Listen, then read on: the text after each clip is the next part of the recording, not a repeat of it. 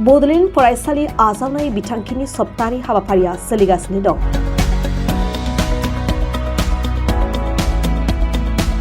सोरखारि फरायसालिफोरखौ साबना हामना खालामनाय आरो फरायसाफोरनो गोग्गो सोलोंथाइ होनाय थांखिजों बिटिआर सोरखारनि बड'ल फरायसालि आजावनाय बिथांखिनि सप्तानि हाबाफारिया सोलिगासिनो दं।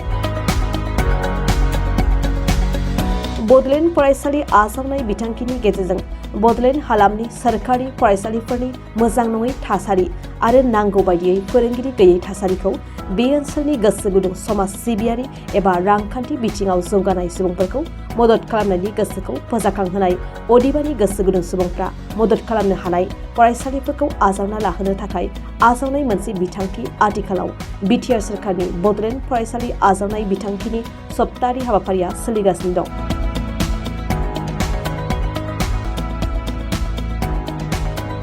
बड'ल फरायसालि आजावनाय बिथांखिनि मावनां हाबाफारि बादियै तामुलपुर जिल्लानि दावगांबारि गोजौ फरायसालियाव दिनै बिनि सावराय जथुम्माया जानानै थाङो।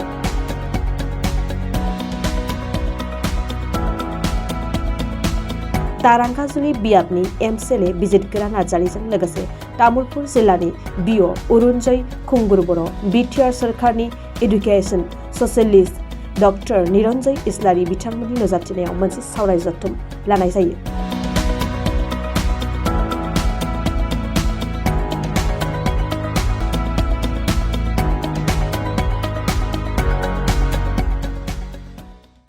आच्छा बड'ल स्कुल एडप्शन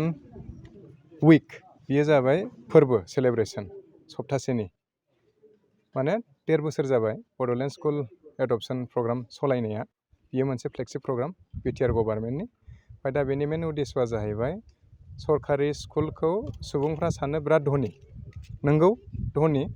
खिन्थु गासैखौबोथ' सरकाराबो होजोबनो हाया नालाय। दा बांसिन जोंनि आसामाव मा नुदों जाहैबाय जोंनि बिटिआर ओनसोलावबो गभर्नमेन्ट स्कुलफ्रा इनफ्रास्ट्राक्चारफ्रा माखासे मोजां नंला आरो। स्कुल बिल्डिं दङ, फ्लर गैया, फ्लर दङ बायफ्रुनाय, आरो बिल्डिं दङ सिलिं गैया, सिलिं दङबाबो बेबो मोजां बेबस्थायाव गैया, आरो बहायबा इलेक्ट्रिसिटि कानेक्सना जाबाय बहाय फांखाफोर गैया, फांखाफोर दङ खिन्थु इलेक्ट्रिसिटि कानेक्सनानो गैया, मिटारानो गैया। नै बिदि बहुतखिनि फिसा फिसौ रिसर्सेसा माने बाहाय गैया जानानै दङ। दा बे बुस्थुखौ गभार्नमेन्टनिफ्राय जुदि लाबोनांगौबा गोबाव समबो लायो मोननो थाखायहाय, खिन्थु बाहाय जुदि एडप्टर जोंनि समाजावहाय बुंनो थाङोबा गथायखिनि अखमावनो आरो जोंनि बिटिआर ओनसोलावबो मानसिफोरनि गोसोआ माने गाज्रि गोसो नङा आरो मोजांनि थाखाय बयबो दान होनो लुबैयो। दा बेनिखायनो जायफ्रा फैसा गोनां आरो समाजखौ अनग्रा आरो स्कुलफोरखौ अनग्रा, हारिखौ अनग्रा, बेबायदि व्यक्तिफोरखौ ओरैबायदि थुलुंगानो थाखाय हास्थायदों बे बड'ल स्कुल एडप्शन प्रग्रामा, ताकि नोंसिनाव दङ, खामायनो हाबाय, थाखा फैसाबो थाबाय, खिन्थु नोंसोरो बहाय बेखौ खरसा खालामनांगौ बेखौ नोंसोरो माने नुथ'वाखै। दा बेनिखायनो जोङो सरकारनिफ्राय लामा दिन्थिनि, फै नोंसोरबो हेफाजाब होफै। फांखा गंनैसोखौ सरकारनाव एप्लिकेसन होनानै गोबाव सम लानानै मोनस्लायस्लाय बे फांखा गंनैनि दामालाय मा जागोन, गंसेयाव 1500 बा 3000 बेबायदिखौथ' गोबां गारनो हाग्रा फैबाय। दा बिथाङा फैनानै होफैगोन, होमबा बे स्कुला इमिडियेटलि फांखा गायसनजानाय जागोन। दाना बाल्ब नांगौ 10टा, बे बाल्ब 10टाखौ बायना होनो हानायनिबोथ' गरिब एफाराबो गैला, सोरबा होनो हानायफ्रा हाबाय। ओमफ्राय अहायबा टिचारनि क्राइसिस जानानै दङ माने, खिन्थु बे टिचाराथ' स्टेट गभार्नमेन्टनि साबजेक्ट जाहैबाय, बेखौथ' बयबो गोसो जायोब्लानो मास्टार लाबोनानै होफैनो हाया, बेयो जाहैबाय प्रभिन्सियेलाइज जालायनांगौ साख्रिया। दा बेवहाय आजिखालि लेखा गोरों जानानै बहुद साखरि गैथ'यैफोरबो दङ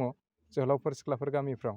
दा बिए पास जानानै बिएससि पास जानानै ओरैनो गामिफ्राव थाफैनायफोर दङबा बिसोरखौ थुलुंगा होबाय एडप्टरा कि थां बै स्कुलावहाय सासे मास्टार खम जादों, साइन्सनि मास्टार खम जादों एग्जाम्पोलाव आरो, बाहाय थांनानै नोङो एसे एनै सार्भिस हैदो, आं नोंनो ओरैनो मासाव जास्ट सोलिनो आन्था दान बान्था होगोन, खारन भगबाननि अननायाव आंना एसे एनै थाखा दङ नालाय, 5000 आं नोंनो मान्थलि बेथन होगोन हमनानै ला। नोंथाङाबो जुदि होयोबा हायोबा नोंथाङाबो हरनो हाबाय, फार्स्ट बारगोन बेसेबां जागोन, 60,000ल'सो थांगोन बोसोराव। बेबो मोनसे जानो हायो आरो खामानिया, माने अभारअल एकाडेमिक स्कलास्टिक इनफ्रास्ट्राक्चार बेखौ डेभेलप खालामनानै होफानाय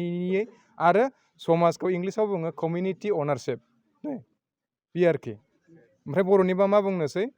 बियो पाब्लिकखौ बा रायजो राजाखौ स्कुलजों खाथि सोमोन्दोआव लाबोफिननाय आरोखि जोंनि बर'निबा। खारन जेब्ला स्कुला गभार्नमेन्ट जानानै थाङा, प्रभिन्सियेलाइज जाया, बे समसिमाव जोंनि समाजा स्कुलखौ लुनानैबो होयो, स्कुलखौ जोथोनबो लायो आरो। गभार्नमेन्ट जानाय लोगो लोगो जोंनि पाब्लिकफ्रा सानो दालाय सरकारनि खासै जोंलाय मा नायबावनांगौ, बेरा बायोबाबो बेरा बानाया, माब्लानि समाव जोंनि बे बर' ओनसोलफ्रावलाय जेन'बा वाल बानायफेरोमोन सिमेन्टनि माबाखौहाय स्कुलखौ खालामामोन जोंनि गामिनि मानसिफ्रानो औवा दानै दानै लाबोनानै आरो मास्टारफ्रा स्टुडेन्टफोरनाव हाइ स्कुलनि स्टुडेन्टफोरनाव औवा थसे थसे लाबोनांगौ होनना बिहरोमोन मोनसे समाव जों फरायनाय समाव बे औवाखौनो मा खालामो बेरा होयोमोन आरोखि दानिया बे औवानि बेरा होनायखौबो बावस्रालांबाय माने सरकारा होखायो नालाय दा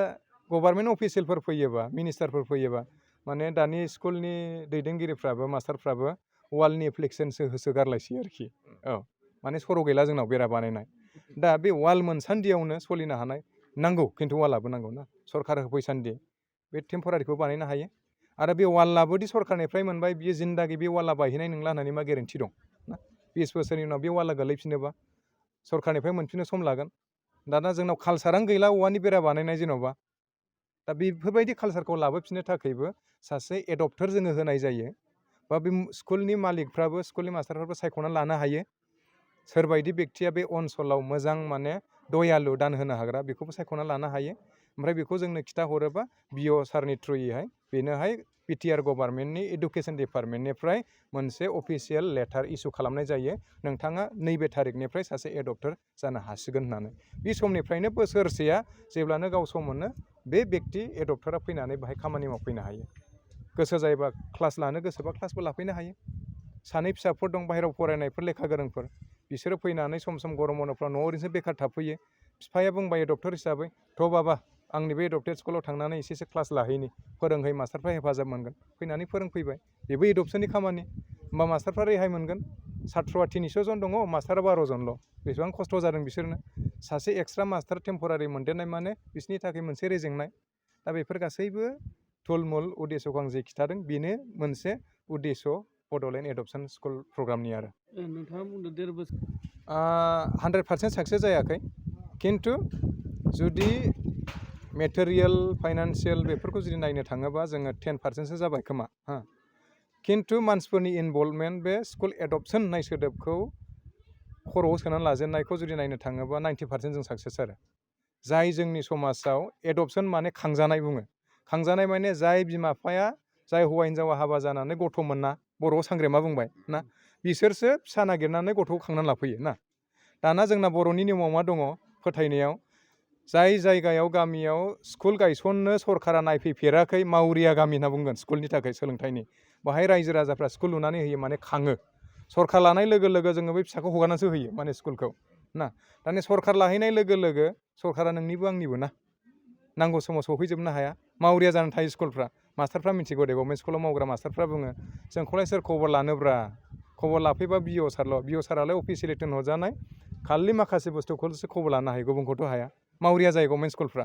प्राइभेट स्कुला मावरिया नङा प्राइभेट स्कुला जाहैबाय मालिक थाखाथारो मालाय बेनिफिटनि थाखायसो बिसोरो खुलियो खिन्थु गभर्नमेन्ट स्कुला बेनिफिटनि थाखाय नङा जायफ्रा हाया बिसोरनि थाखायसो खानालाय गोरिबफोरनि थाखायसो दा बिनिखायनो जोङो मा नुदों साक्सेसआ जोंनियाव 100% नङा नैबे आइडियाखौ गोसोआव लाहोनायनि थाखाय जों 90% साक्सेस खिन्थु बे दान होनाय दया दान होनायफ्रावबो जोङो 10%आ साक्सेस जाबाय उदालगुरिफोर बायदि ओनसोलाव सासे बेक्तियानो 29 लाख थाखा खरसा गारनानै वाल लुलायना होदों